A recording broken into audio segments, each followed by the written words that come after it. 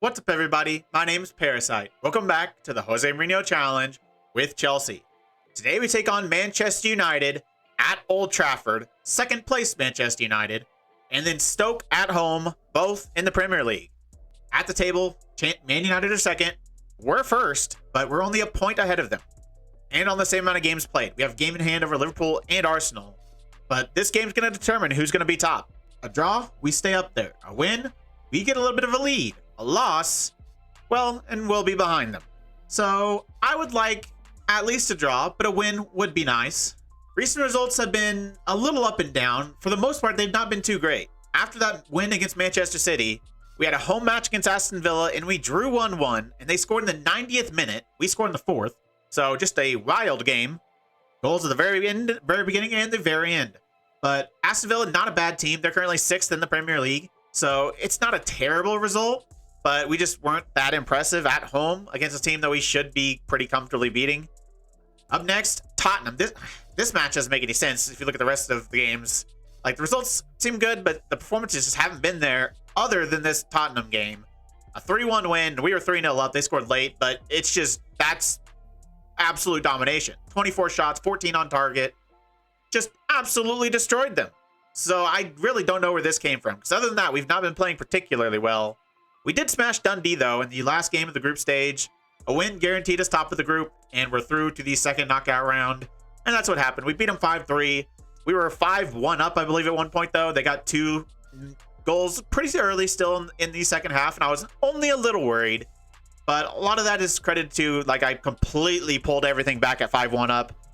I'm going to put a lot to that because it was a pretty dominant victory. I mean, they had 8 shots and put them all on target. Didn't you have 1 XG? They had 3 goals because, yeah, of course they did. But just, yeah, we were amazing. We were very, very good. But since then, we've not been very good. We lost our first Premier League match since the first game of the Premier League season against, was it Arsenal? I think Arsenal we lost to. It is Arsenal. But we lost to Bristol City, a very bad Bristol City side that were in the relegation zone at the point. They have since crawled out, but I don't know how we lost this match. I mean, and it's not even one of those where we just played really well and got unlucky. It was extremely even. Far, far too even. Like 0.04 XG between the two teams. We're Chelsea. They're Bristol City. I think we definitely have a problem away from home. Our loss to Standard was away from home. Our loss against Arsenal was away from home. Our draw against Liverpool was away from home, even though we're actually pretty good. But I think it's that possession tactic just doesn't really work away from home, at least not recently. You know, start the season, we beat Brighton 3-0 away from home. We beat Stoke 2-0. West Brom in the EFL Cup. West Brom in the Premier League. 3-1 over Fulham. So we're getting decent results away from home. But recently, just this Bristol City match, more than anything else, this Bristol City match was far too close. Kind of like this Leeds match as well, because Leeds aren't good either. We did win, but it was only 1-0. They're 16th right now. Actually below Bristol City, who are 15th. But 1-0 win, and again, it wasn't very convincing. This Arsenal win, also not convincing, but we did beat them in the EFL Cup to get to the semifinal. But Leeds, 1-0. We weren't that good. It was extremely, extremely even, and it shouldn't be with the talent we have, because I put out a strong squad for this match. Almost full strength first team, and we just weren't good. So I think we've got an issue with our away from home tactic. I've made a change. It's going to start with this Manchester United match, even though it is actually what I would have played anyways for Manchester United. I'll just show it. So this is what we normally run. Our possession style, 4-3-3, shorter passing, lower tempo, all that. I just don't think it works away from home. We are still getting good possession, but we're just not winning games. We're not playing good enough. So I'm going to try to stay with this high tempo style, which is what I go to in like the bigger matches. I played away from home against Liverpool. We were the much better team, but we did draw. So I think this one might actually be what we need to do. Higher tempo, standard passing, pass into space, run a defense, countering, which is something we don't do in our main tactic. Other than that, like the out of possession is pretty similar. Defensive line a little bit lower. Not staying on feet. Other than that, it's pretty much the same, but it's mostly just this in possession, this tempo. Tempo is a big deal, and I feel like our lower tempo away from home just isn't working. But like I said, this is what I actually plan to use anyway for this Manchester United match, so I don't think we're going to learn a lot today, but In the next couple of away games we play against mid-level to bottom tier competition, we'll see how we play with this style, see if we up our performances. But the squad for this Manchester United match is pretty much full strength, and it kind of needs to be. They are second. They are very, very good. We've got Thiago up top, Pino on the left, Havertz on the right. We're starting Mariba and Mount in the midfield. Gavi just hasn't been good. 6.66. Kessie's going to start at defensive midfield. I just wanted somebody a little bit more defensive, more of a ball winner instead of Camavinga. So Kessie's going to come in. He's played well for us, so I trust him completely. The back line, though, is unchanged. Ruggeri, Badiashile, Cerezo, Reece James, and Horazzo. He's on support. A couple different position changes or role changes. Horazzo goes from defend to support. James goes from attack to support. Not too sure about that one. We'll see. And then Thiago goes to an advanced forward instead of a trequartista. Is there any team news you can share ahead of your match against Manchester United? I'm confident that the lads can continue as they've been playing. Go to this one with the confidence of a familiar lineup. What is the thinking behind a sudden change in tactical style during what has been a good run of form? We've been getting some decent results, but I haven't been super happy with our performances recently. So I felt like it was imperative to kind of get ahead of things and put in a few tweaks so we don't start dropping points that we cannot afford to drop. How hard have you found the recent fixture list? We can fare well during runs like this, and I know we're in a good position as a team. We're going to have almost an immediate highlight, just over a minute in. It's going to start with Manchester United, playing out from the back. And there's a former Chelsea man, Kalulu, playing right back for them. We just sold him to Manchester United this season. Unfortunately, we didn't really have much of an option. Hopefully he won't have a great day against us, but a decent chance there right off the bat from Manchester United. But pretty poor play from Rashford, and Horazzo does well to come out and claim it. Now are we going to look to attack? He's going to roll it out to Cerezo. We're still rolling the ball out with Thiago up top. We don't really want to go direct. He's not going to win the majority of those headers. So Havertz is going to go back to Reece James. We're not looking to play possession. We're still looking to get back to front pretty quickly, just not super, super direct. Long kick from them, and Badiashile doesn't win it. Greenwood's going to bring it down. He's going to race through on goal, look to chip the keeper, and Horazzo knocks it down and claims it. That was interesting.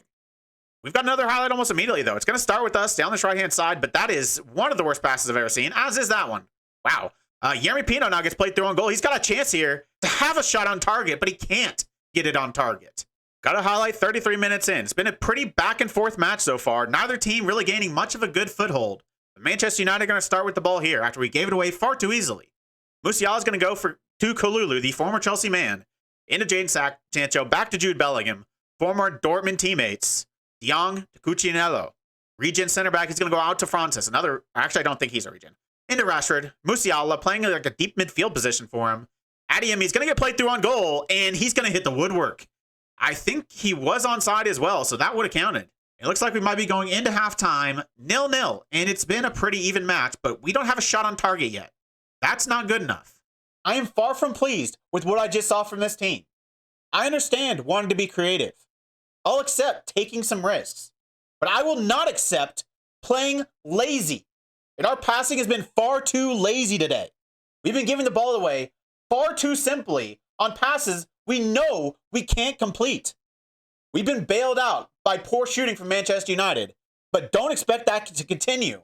Got our first highlight of the second half, 52 minutes in. And once again, it's starting with Manchester United, and it might be a Manchester United goal. I don't know if he's onside or not. If you gun to my head, I say that he probably was. I hope I'm wrong, but I don't think I am, and I'm not. A free kick. De Jong heads it down to their center back, who hits it into the back of the net. Not much Horazzo could have done there, but we did not defend that set piece very well. 72 minutes in, it's another set piece for Manchester United, and it's nearly another goal. We have already managed our shots we had in the first half. We've had 4 shots, but unfortunately, we've also managed the same amount of shots on target.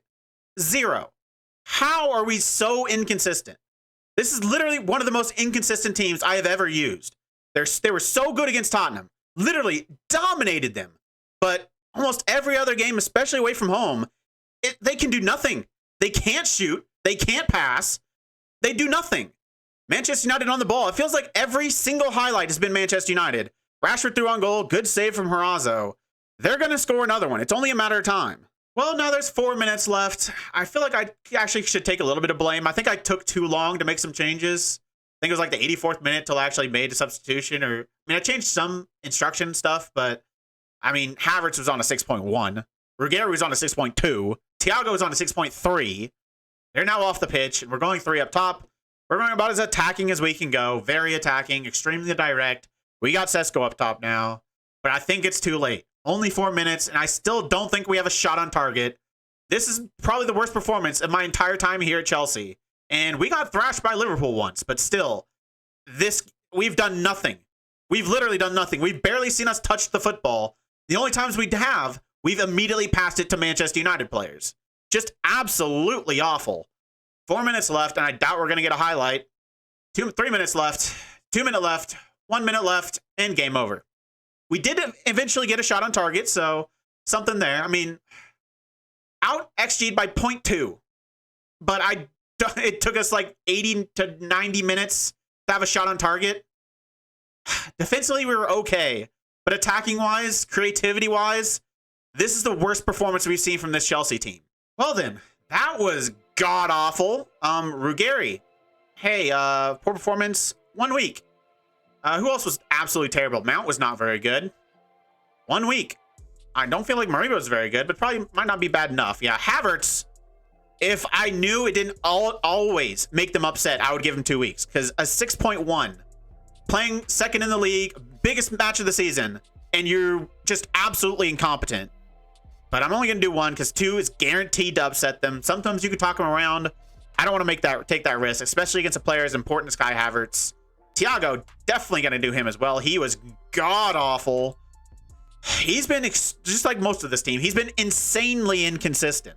Coming off of that, you know how it's going to be even more fun? A way to make this even better? There is 1 day between this game we just played and Stoke. 1. All right, it's time to put that past us and take on Stoke. But what I'm about to do might be stupid. It's probably stupid. We are playing very poorly this month, and we just lost a game in which we didn't have a shot on target for 85 minutes. And on top of that, we've had a 1 day off. So everyone is tired, and it's going to be a heavily rotated side. But I'm going to try out a new tactic. Again, yeah, it might not be smart, but you know what? Stoke are bad. We're at home. This is a good opportunity to give it a shot. We're not playing well the way we're typically play, that 4-3-3. So I'm going to try something different, something I've been workshopping. And that is this. It's a 3-4-2-1, no wing backs, wide midfielders playing as an inverted wingers. Only 3 center backs, one of them being a wide center back on attack. It's something I actually tested with Bayern. It's something we've been seeing recently is playing. There's been a lot of 3 at the back. A lot of teams are going to 3 at the back. And some teams, usually the better teams, are playing more attacking wide players as kind of their quote-unquote wing backs. Like I said, Bayern is a team that I took inspiration from. They actually pretty regularly use, when they use that 3 at the back, they use Gnabry, Coman, Sané as the wide players in the 3 at the back system. And, I thought about it, and it's actually a way to put a lot more attacking players, or 1 more attacking player, on the pitch. Because you only have 3 defenders, quote-unquote defenders, and everyone else is more of an attacking player. So your wingers, your attacking midfielders. So it's actually kind of a way to go more attacking while playing 3 at the back. And I decided to ramp it up a little bit more, something that Bayern don't do, but we've got wide center backs who can be on attack. And so even I only have 3 defenders, 1 of them is still going to be attacking. So it's going to be able to give us, an extra man down a flank. With Bayern, I actually had on the left-hand side, this is actually a little bit flipped from what I did with them, just flip the roles around, but I actually had Davies as the left wide center back. Might seem crazy, but I didn't really want to play him as a winger because I'd have 4 defenders on the pitch, 3 center backs and a left back. That kind of defeats the whole purpose. So he's got the ability to do it, really. He's 6 foot. He can defend really well. So as a wide center back on attack, it just brings something different in a game that you're supposed to win. I think this can really only be used in games you should be winning. We're going to test it out today. We're going to see if it works. In terms of instructions, it is a more possession style. Pretty similar to what we mainly do, but a few differences. Tempo and all that same. We're overlapping on the right-hand side. Basically, whichever side is the wide center back on attack, overlap on that side to encourage him to get forward. We are playing extremely wide. Since we only have 2 wide options, I want to use the full width of the pitch. Other than that, we are distributing specifically to the center backs, counter pressing, no counter, anything like that, kind of like our normal system. And I think this is exactly the same as our main system. Standard defensive width with only the 3 center backs and only 2 wide midfielders. I think defending wide would be kind of dumb. So that offside trap, pushed up as high as you can, as much pressing as possible, stay on feet. The reason I have this on is just because I'm playing such a high line. I don't want one or multiple of these center backs like diving in on a tackle, and because if they miss, he's literally one-on-one with the goalkeeper. I want them to, track back, keep him in front of him, and give the rest of the team time to get back and help them out defensively. So don't get stuck in. Don't just don't slide in. I don't want our center backs to slide in, and so I'm going to stay on feet. One last thing about the tactics is I have our wide players swap positions. So the left midfielder will move over to the right sometimes, right midfielder move over to the left. It worked pretty well with Bayern because all their wide players could play both sides. Not necessarily the same here, but I'm still going to attempt it. I thought it was pretty good. I thought it actually, gave us some variance in our attack down both flanks. Unfortunately, you can't give them like specified roles. You can't personalize their roles at all, or they will switch once and never switch back. I feel like this has been a thing for a while too. I don't know why haven't addressed it, but you cannot give either winger a personalized role, instruction, anything. It has to be just for the position. Otherwise, they will swap once and never swap back. So I've got the winger swapping positions. I'd like to have them as wingers, but they're going to play as an inverted wingers no matter which side they're on. I like it. It actually did pretty well in the little testing I did at Bayern. Hopefully it'll work today against Stoke. So far, we're only 7 minutes in, but we're off to a good start. We've dominated possession, and we've had the only chances of the match so far. 3 shots, 3 on target, 72% possession as well. Lewis Nielsen's going to go to Sterling. Nielsen's playing that wide center back in this game. Traditionally, if I have a full strength 11, it's going to be Reece James. He's not tall, but as a wide center back, playing on the wide side as a center back, I think he can do a job there. Good enough defensively to be able to do it as well. That's pretty important. But we're playing it off from the back now. I do like the 3 at the backs in terms of playing through the back and rotating from one side to the other. We do find Sterling on this right-hand side. He's going to go inside to Mike Fromm. Beatty's going to find Sterling on a through ball, and that's a goal. Very well-worked play. That was some nice football. Watch this one more time. It's Sterling on the ball. He's going to cut inside as an inverted winger, find Mike Fromm, into Beatty, and then the through ball to Raheem Sterling, who makes that forward run after he made the pass. I like what I've seen so far. We're going to have a free kick in a very dangerous area, just outside the box, and it's going to be Gavi who is over it. Can he score the free kick? He can. He absolutely powers it into the back net. I wish we could have done something like that against Manchester United. I'd really like a set-piece goal, considering we could do absolutely nothing from open play. And it's another highlight. 16 minutes in, this is our 3rd highlight, and we've gotten 2 goals so far. Raheem Sterling's going to go over the top for Benjamin Sesko, who's through on goal, and a great sliding tackle from the defender. Otherwise, that was in the back of the net. Sterling on the left side now, as he switched with Zvonarek, who can actually play wide midfield, but, we don't have the perfect personnel for it, but I'm still going to try it out. And yet another highlight, 22 minutes in, and we've still dominated the match so far. They don't have a shot. We have 70% possession. We weren't getting possession numbers like that using the 4-3-3. I'll tell you that. Lewis Nielsen getting forward as that wide center back. He's going to play a through ball to Mike Fromm as the attacking midfielder, and he powers it in the back of the net. And we're 22 minutes in, and we're 3-0 up. We've got a corner. Beatty to put it in near post, and he gets headed away. They're going to look to go on a counterattack, but we've got men backwards. Sterling's actually going to be back there. He's going to head it to Beatty, playing as a box-to-box midfielder today. He's going to find Mancini. I don't know whether to credit the start to the fact of the tactic, or it's Stoke, or we're at home. I don't know. We're just so inconsistent. I can't really pinpoint exactly why we're playing so well right now. Raheem Sterling on the ball now. He's going to play it back to Camavinga, playing as the deep-lying playmaker. He was rested last match, so he's available for this one. And he's going to go inside to Mike Fromm, who's dropping deep as that attack midfielder, looking to take somebody on. He finds Gavi with a through ball to Zvonarek, and it's nearly 4, but he can't put it on target. We are on key highlights, right? Good Lord. This is like the 5th or 6th highlight of the first half, and there's still a lot of time left. Raheem Sterling on the ball cutting in. He's going to look to hold on to it in the box. I was hoping somebody would take him down, but instead he finds a ball to Zvonarek, who heads it down to Beatty, who puts it back into Zvonarek. I don't think you can really give a lot of credit to the tactic there, the formation, because kind of a scramble play in the box, but it's looked good so far. This might be the last highlight, and it's going to be a sending off. Tijani is gone. So we are 4-0 up. We're going to go into halftime. Also, up a man, and they don't have a shot. Is our possession still over 70? It's actually 75%. This is insane. I half expected this to completely blow up in my face and just delete it from my memory. But instead, it's the exact opposite. We are dominating like I've never seen us dominate. 60 minutes in, we've got another free kick. Gavi to take it. And this is going to be a pretty difficult one. And a good save, I think, by Hugo Souza, the former Sporting goalkeeper. We sold him to Burnley for like 50 million, I think. And after 2 seasons at Burnley, he was benched. And subsequently sold on to Stoke for like 1 to 2 million. Terrible bit of business for Burnley. 84 minutes in, we finally got another highlight. We had that big lead, and we've just kind of coasted the second half, which is what teams tend to do, no matter the tactic, really. I don't always love it. Like, I want to put up some embarrassing numbers, but every single time, no matter if you don't change anything, well, that's annoying. Even if you don't change anything, was that their first shot? Freaking course it was. And it's going to end 4-1 to Chelsea. We took the 4-0 lead. They went down a man, and we just coasted. But this frustrates me. I don't think any team in Football Manager are ever more clinical than an awful team having their first shot of the game, especially if it's in the 90th minute. Outside of that annoyance, though, it was absolute domination, and we dominated before they even had their sending off. With 11 on 11, we destroyed them. 74% possession. That's the highest we've seen in this save.